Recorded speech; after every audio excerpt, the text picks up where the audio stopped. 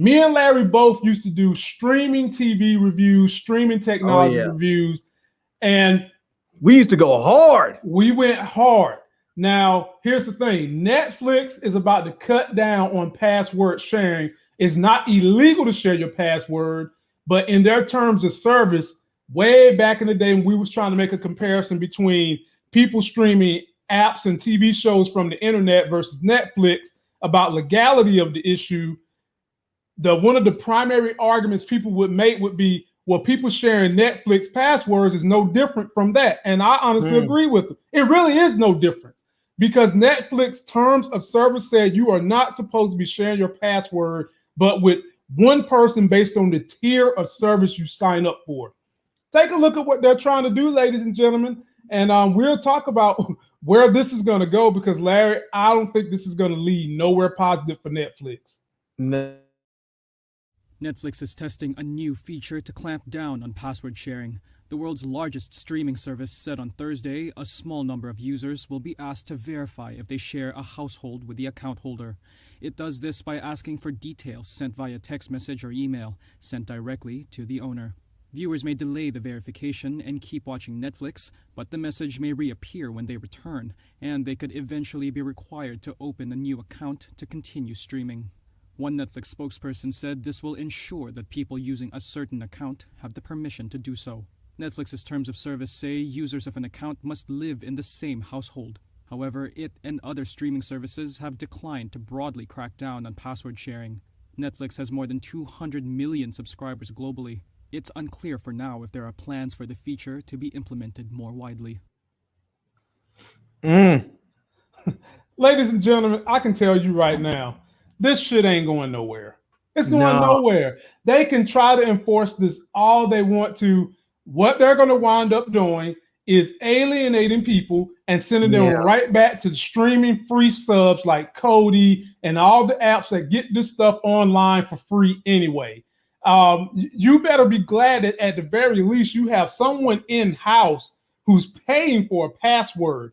The problem nowadays, Larry, we've got 1,000,001 streaming services out here, and they're all trying to hit you in the pocket for like $10, $15. And if you have something on 8 different subs, you might as well have cable. The thing that we was trying to do was get rid of cable. And then here comes Kodi. Here comes apps that give you movies and TV shows for free. There's no, and still to this day in America, there's no law that says you can't watch something that's streaming on the internet.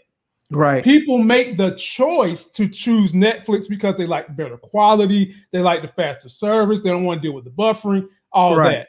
But if you start restricting what people who are paying for the service can do in terms of if they're sharing it with their daughter who's at college, you're sharing it with your grandma who's in the old home, you start doing that, all you're doing is asking for people to start pushing themselves right back into the Kodi worlds. And we know, Larry, there is no solution to stop that as we speak. The floor is yours, my intelligent brother.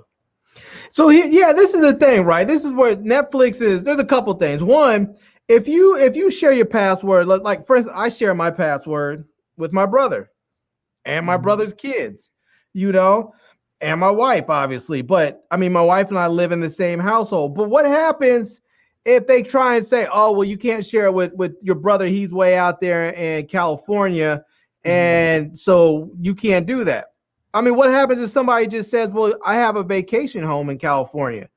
That's my other home. That's my second home. And my brother stays there when I'm not there, or my whoever stays there when I'm not there, Or what do you do if your kid's off at college? Well, my kid lives here at home, but they're at college for the, during the school year. So they're technically still part of the household. And how do I know this? Because I'm paying out-of-state college tuition. That's how,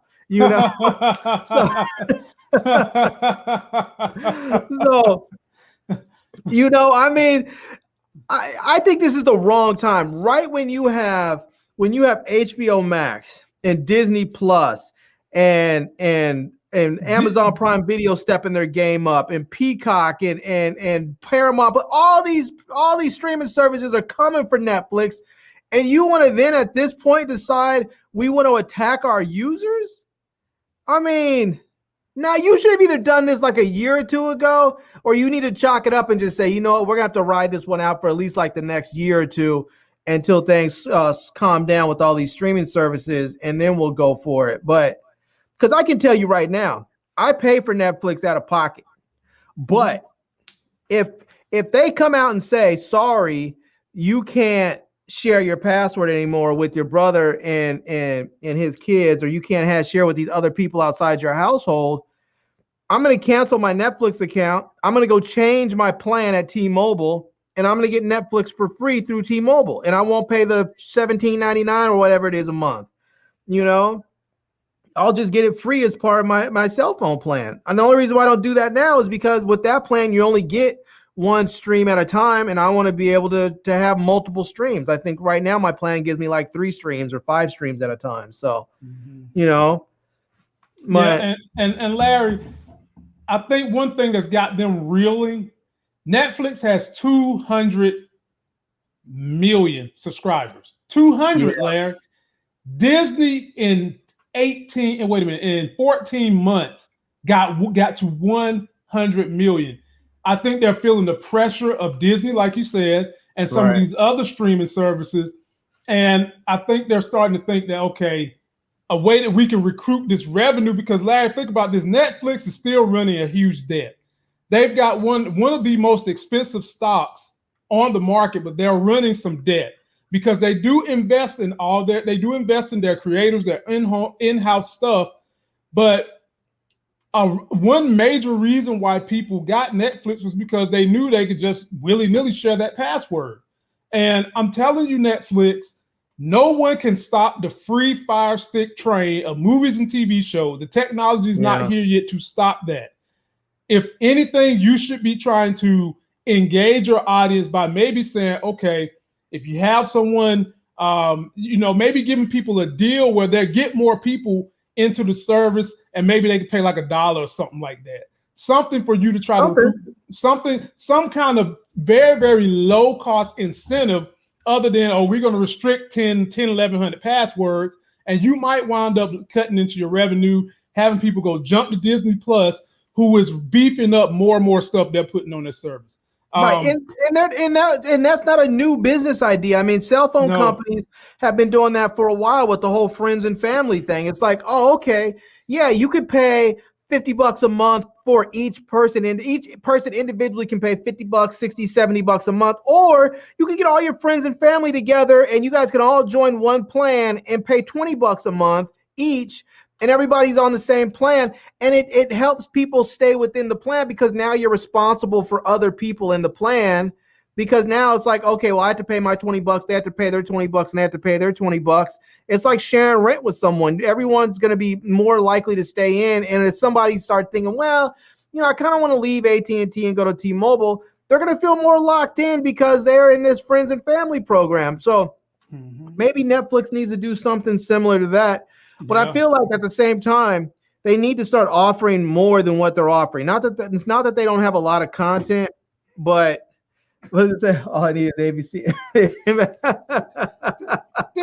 This girl and her Grace. Oh my God! And I can't even get her to give The Resident on Fox, which is the best medical show on TV. Morris Chestnut, my boy Theo from the Huxtables, and he looks damn good.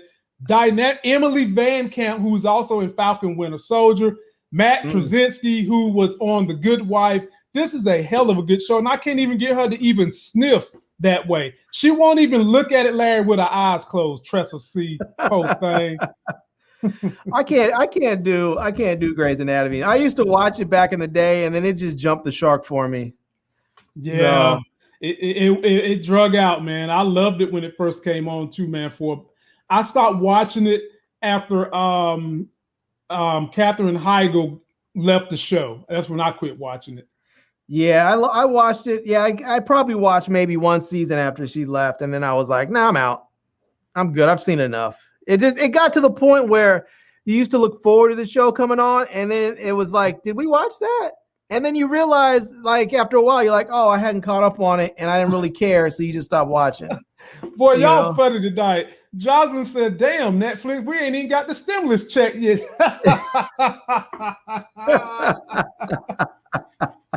And then John Doe says, Tax season is here. Plus, them stimulus checks coming. Netflix is trying to capitalize. Of course, You they know? are. But here's the thing: some of that stimulus money is going to go to the stock market, and some people are going to be buying Netflix's stock. Netflix needs to take some of that capital, invest in a wider array of content to keep people at bay from wanting to get stuff off the fire stick from the internet. I mean, there's you guys in the streaming world have been doing a good job of making your content in a way that's delivers so much quality. You make some people not want to deal with what you deal with when streaming it from the internet. And I'll give you guys credit. Netflix done well, Disney done really well, some of the other ones have done well. But if you keep inching that price up closer to $20, you're gonna start losing people. And if you keep talking about you can't share a password with someone outside your house that's still your damn relative, and you're gonna make it hard for them to use it, you're gonna price yourself out the market, because people will then say, you know what? I don't need it to be in 4K. I don't need it to be 1080p. I can watch it in 360 if it's free. You know what I'm saying?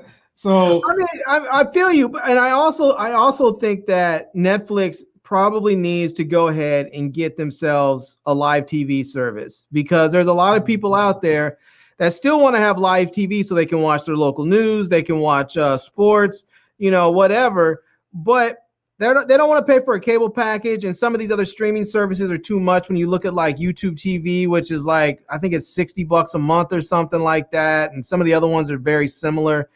I mean, if they came out with a nice streaming package that was, let's say it would cost $25 for the streaming package, including your Netflix.